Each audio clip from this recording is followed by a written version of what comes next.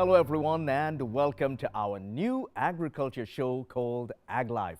I'm Gerard Lampow and over the next little while we'll have a look at some of our ag stories coming out of our various communities. We'll have a chat with a special guest about something very important to producers, desiccation and minimum residue limits. But first, let's have a look. We're going to roll this one for you, a look at our ag-related events coming up in our various communities.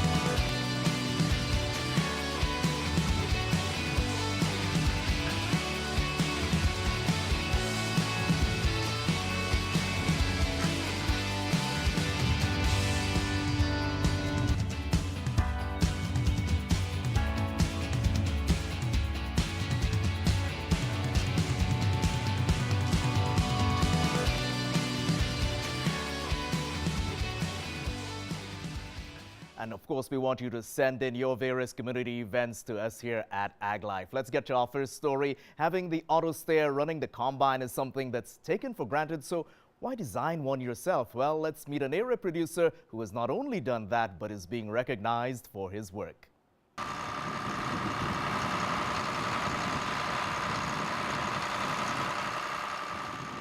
We just use it for harrowing and rolling the spring, like to flatten out the land. No, it's not a ghost driving the tractor. This is a GPS auto steering system designed by Manville farmer Brian Tischler. I put the information on the internet on forums, and people all over the world start asking, well, what about auto steer? What about auto headland? What about some of these other features that other GPS have? And I'm like, impossible. But then we just started breaking them down one by one, and with help and information and other people testing all over the world, I was able to add more and more features to where today we have a fully autonomous tractor. There are people from several European countries who are sharing in this Manville, Alberta project. Tischler says his tractor has 9 computers on board and the sensor in front, but there are challenges, like when it starts to rain. I couldn't turn as fast on the headland because now it was muddy, but the computer didn't know that it had rained. Me as an operator knew that I couldn't take it as fast, so then I slowed down. But had the computer just been driving it by itself, it would have crashed into the trees. Whether or not the future of agriculture lies in autonomous vehicles, the question remains as to what level of autonomy can farmers feel comfortable with, still at a cost of some $15,000 to $20,000 on a $500,000 tractor. Compare that to Brian Tischler's $500 do-it-yourself GPS. We can go from a tractor that just steers itself in a straight line to one that also turns around at the end of the field and comes back. And maybe you have to control it to do around a gas well or around a patch of trees. But then you can take that another step where it will do all of those spots, completely do the field, and then come back and park in the garage. That is a long way off.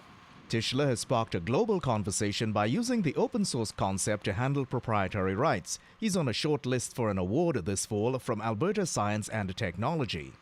I got an email from the Aztec committee, and it said it was the finalist for the Aztec Award in October. And it was PhD so-and-so, MD/PhD so-and-so, and it was like MD, PhD, PhD, and then it was farmer from Manville. And still to come, we meet a trailblazer in animal handling. Ag Life continues after this break. Do stay with us.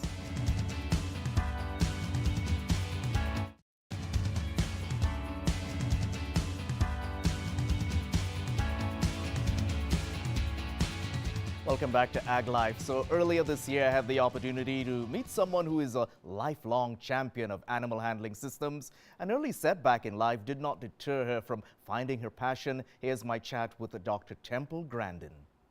Well, there's 2 pioneers of the low-stress handling. They're Bud Williams and Dylan Biggs. And he's done some amazing things. I've heard about him getting the bull to go into the trailer with no handling facility. Dr. Temple Grandin says the research shows that stockmanship and gentle handling of animals will give you more productive animals. She describes herself as a visual thinker and teaches her students to be observant. If the bull even looked at the trailer, he backed off out of the flight zone. In other words, you reward the animal for even doing the smallest behavior that you want. So if you want to teach a steer to lead, he even leans forward, let up on the lead rope. The world needs all kinds of minds. Diagnosed with autism at the age of 2, that has not stopped Temple Grandin from becoming a leading voice for livestock behavior and handling, including the design of livestock facilities. When I first started in the early 70s, cattle handling was absolutely atrocious. Electric prods on every single animal. And I'm really pleased to say handling has improved. I've done a tremendous amount of work at the meatpacking plants. Grandin says the U.S. Cattle Association has also been putting greater emphasis on beef quality assurance. She adds, in handling cattle, you need to calm down. Screaming at cattle has intent. They know you are screaming at them, where just miscellaneous machinery noise does not have intent. Grandin has developed numerous resources and design handling facilities which can be found on her website. Producers across the Lakeland region came away with a wealth of information. Temple Grandin basically will help improve the way you maneuver your livestock to reduce the stress on both you and your animals. Temple Grandin there. So exactly what would be the benefit of testing your bulls? After all, you should know a good bull when you see one. Let's meet a vet to get the answer. Dr. Karen Wagner ranches with her family in Maple Creek. They have about 170 cow-calf pairs. She advocates that producers test their bulls.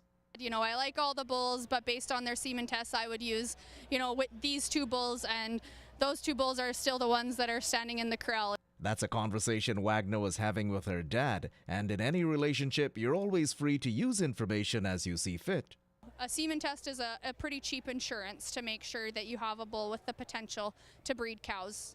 She admits it could be hard on a producer to add more stages to the production process, especially in the middle of calving and even this spring when it was still cold. When it comes to semen testing, you're looking to get a result of at least 70% on your bull. So, you know, the concentration of the sperm, the motility of the sperm, and then the distribution of those defects. Certain defects can have more of an impact on fertility than other ones. So, you know, looking at that number at the bottom of the page is useful, but it's not the be-all, end-all. Wagner recommends testing every bull every year, but the test is a snapshot in time and there could be other factors stressing the bull. This spring it was, you know, in the southwest corner, I think it was like -30 with the wind chill the beginning of April when everyone was trying to calve, and we semen test a lot of bulls at that time of year. Normally it's beautiful and we're calving on grass, so you know the weather itself can be a huge stressor on bulls, and that definitely affects their sperm production and their fertility. But you know that's not the only stressful thing. It can be something like, you know, you buy a yearling bull at a bull sale, bring him home and you kick him out with all your bulls. That's a big stress. Producers can use semen testing as a tool to identify bulls which may cause a reduction in fertility. Bulls may be categorized from satisfactory to questionable based on their score. But back to that conversation with her dad. I guess we'll see in the fall how many cows are bred, and if there's cows that aren't bred, then I'll maybe say you should have listened to me. Now then, well, when we come back, agronomist Clint Jurke shares some points on desiccating the crop and minimum residue limits. Do stay with us.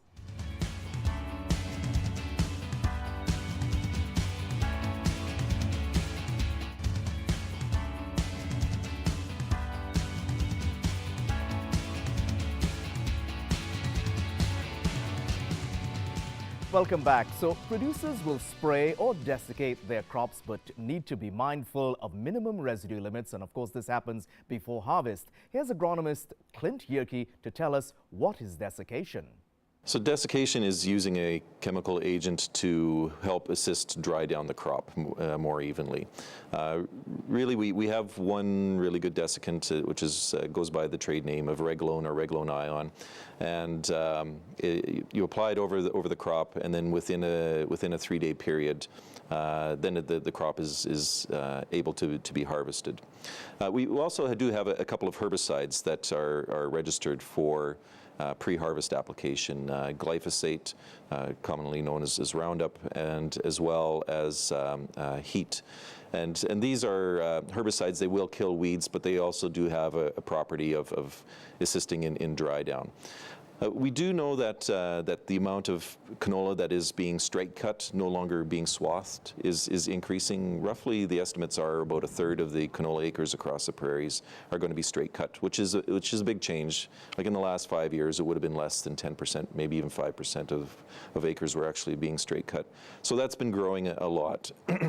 But with straight cutting, the crop doesn't always mature quite uniformly or evenly, and so using these chemical agents can help with that dry down. And so if we are applying them, we need to make sure that we are actually following the label instructions and applying them far enough in advance to the actual cutting of the crop so that it doesn't have any residue issues. 90% of the canola crop is exported. Canola is a big business. It's $27 billion to the Canadian economy. 90% of it is exported. So we need to make sure that our markets are happy with our product and that we're not going to cause any issues with residues in excess of the limits. So yeah, what are those limits like? Like folks generally know them for the uninitiated, and I'll include myself in that. The minimum residue limits, you're saying, okay, you spray it on, you've got to wait 3 days before you can combine it. What are those limits? Yeah, so for Reglone, it is 3 days. Heat, it's a 3-day interval as well. Glyphosate, you need to wait 7 days. And so that's from cutting. Like even if you are swathing, if you use these herbicides and you want to swath, you still need to wait that period of time. So it's from spraying to cutting the crop. That's the amount of time that needs to be waited. And so that's called our post-harvest intervals. Right. And of course, you need to follow these things depending on which product you're using. What does it depend on the type of crop, whether it's wheat as opposed to canola, for example? No, it doesn't actually. Regardless of what crop that you're growing, cereals, pulses, oil seeds, every desiccant or pre-harvest herbicide has a pre-harvest interval that needs to be followed according to its label instructions. So we just want to make sure that growers are paying attention to it. There's a new tool that's available. If you type in on Google, like spray to swath calculator, it helps out with every herbicide in Canada, and whichever crop that you're growing, it'll tell you exactly how much time that you have to wait before you can cut it. All right. Now, let me see again, just to back it up to make sure I get this right. So you're desiccating a crop to help it to dry down faster, to help in the maturity, to even out the growth. Is that what we're getting at here? Exactly, yeah. All right. Now, what is it the advantage of doing that as opposed to not doing that, allowing the crop to grow as best as it can and then harvesting it in the fall there? Yeah, so when we establish a crop, sometimes it doesn't come out of the ground evenly, or if you have topography that is rolly in nature, like the low spots usually mature later than the hilltops and that. And so we usually use swathing as a way to make the crop uniform for harvest. We swath the crop and then we wait a couple of weeks and then we harvest it. So instead of swathing, you're using a chemical agent in order to do that for you. And it just evens out the variability. If there are a number of producers that don't desiccate at all and they'll still straight cut, but you need to wait a much longer period of time.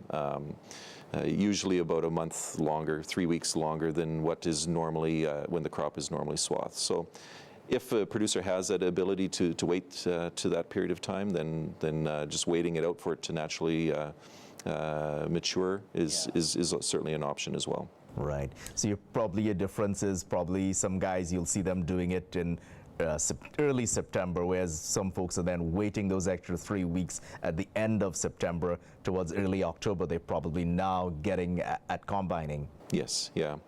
The other advantage of using a desiccant, like Reglone would not qualify for this, but certainly glyphosate and heat, is that they are herbicides as well. And so if you have late season weeds that need control, particularly Canada thistle, it's a pretty tough to control weed, but it's actually very susceptible right at this time of year, that if you spray it at this time of year with glyphosate, you will kill the root, and therefore you don't have to worry about this weed in your future crops. And so a pre-harvest application of a product like glyphosate, it actually does a really good job at managing some weed issues that we usually have a harder time controlling. And when we come back, we meet some 4-H kids who've got a very interesting project to share with us.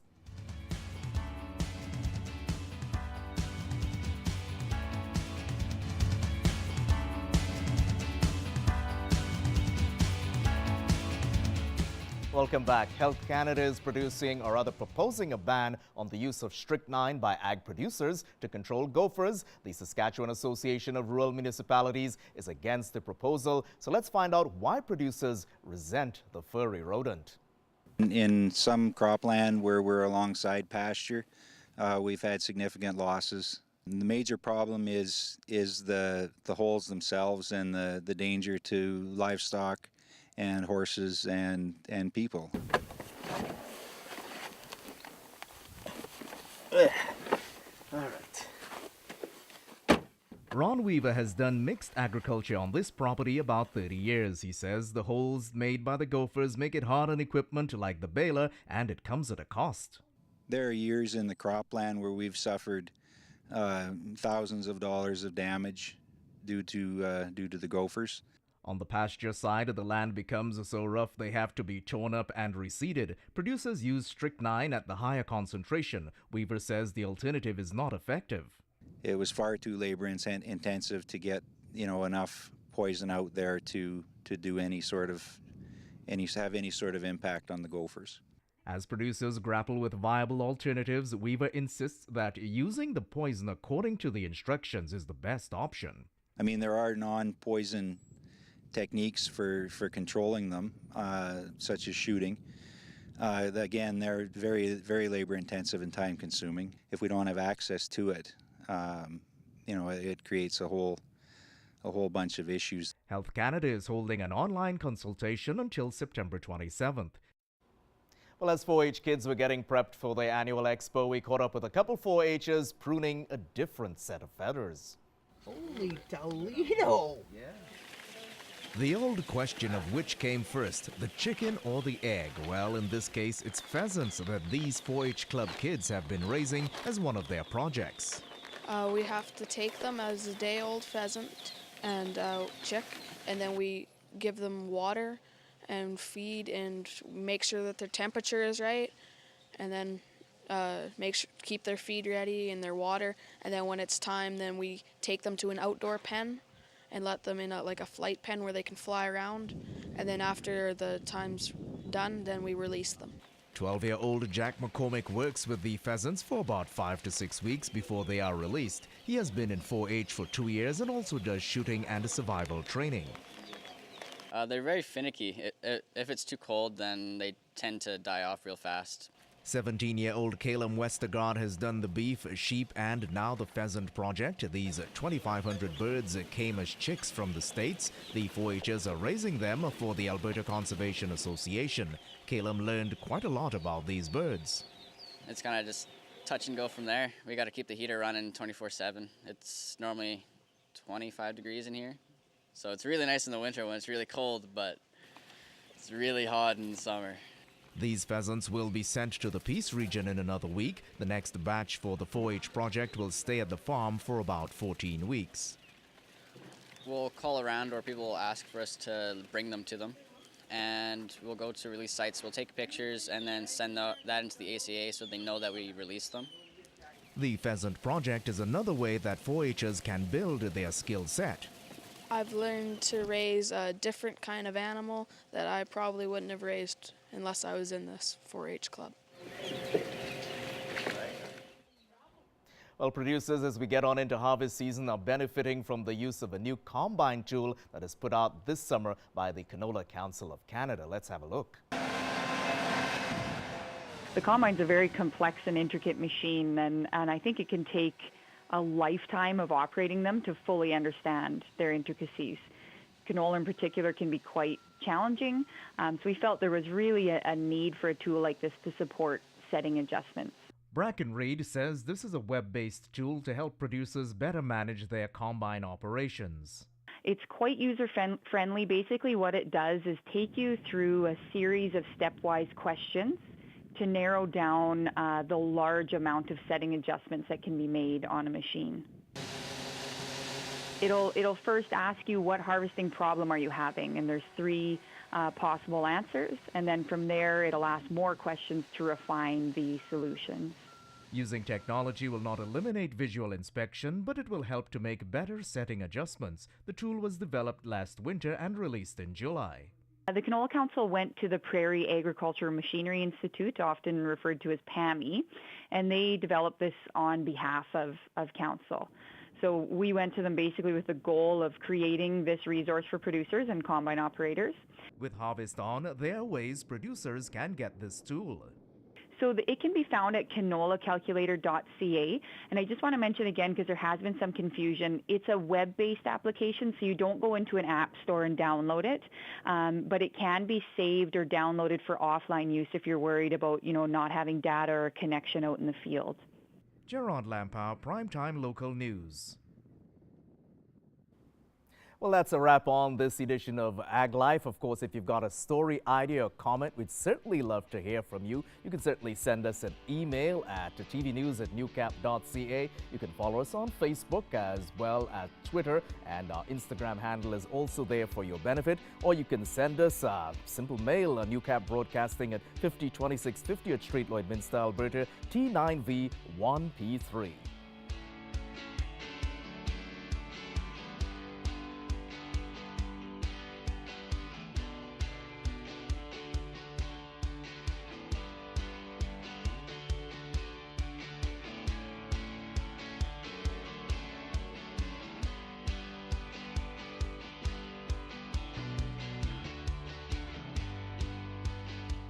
I'm Gerard Lampow. Thank you for being with us, and we'll see you again next time for All Things Ag.